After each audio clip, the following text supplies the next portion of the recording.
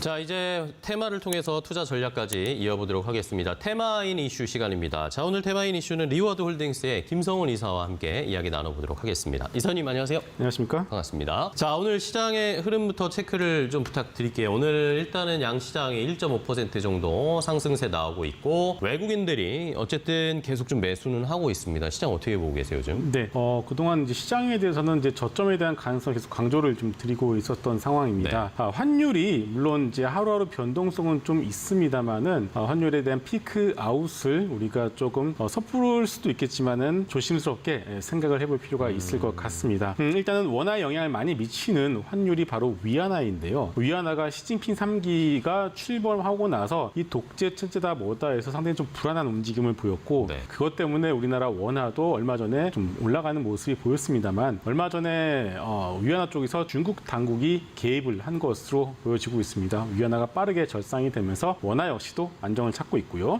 지난주였었죠. 엔화가 150엔을 달러당 150엔을 뚫고 올라가자마자 바로 일본 중앙은행이 개입을 했습니다. 결국 각국의 공조 아닌 공조가 각국 중앙은행으로부터 나오고 있는 상황이고요. 오늘은 또 이제 간밤에 캐나다 중앙은행 총재가 금리 거의 다 왔다라는 식으로 멘트를 했습니다. 캐나다 금리는 미국과 거의 똑같이 따라간다라는 그렇죠. 것을 봤을 때는 이러한 부분들이 달러의 피크 아웃을 예단을 할 수가 있을 것 같고요. 그와 동시에 원화 역시도 오늘은 조금 올라가고 있습니다만 원화 역시도 1,500원은 넘진 않겠구나라는 안도감을 주면서 외국인의 순매수를 현재 이끌어내고 있는 상황입니다. 미국 얘기를 한 번 더 해보도록 하겠습니다. 준비된 그림을 한번 보여주시면 좋을 것 같은데요. 자, 최근에 연준 취입 기자가 연준의 긴축 속도에 대한 어떤 기사를 썼습니다. 그 네. 기자는 연준의 입이라고 좀 불리고 있는데요.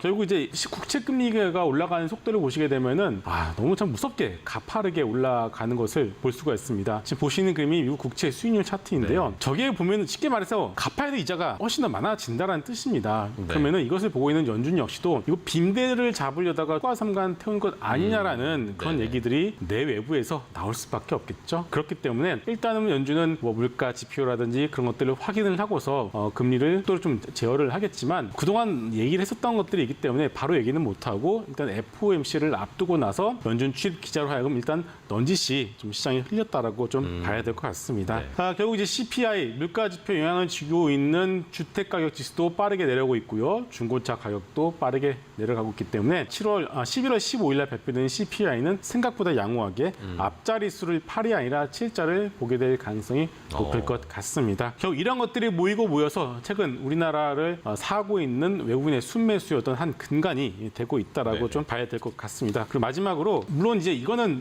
내피셜일 수 있겠지만은 그 러시아와 우크라이나 전쟁의 종전 가능성도 우리가 조심스럽게 얘기를 해야 될 것 같습니다. 왜냐하면은 EU에서 얼마 전에 재건과 관련된 컨퍼런스를 열었습니다. 그리고 또 하나 중국이 지금 불안한 민심을 잡기 위해서 언제까지 저렇게 봉쇄 정책을 펼 수가 있을까요? 그렇다면은 러우 전쟁의 어떤 휴전, 종전에 대한 가능성 여기에 중국발 리오프닝이 조금이라도 나오게 된다라면은 생각보다 연말장 우리가 생각했던 이상으로 강하게 올라갈 수도 있을 것 같습니다.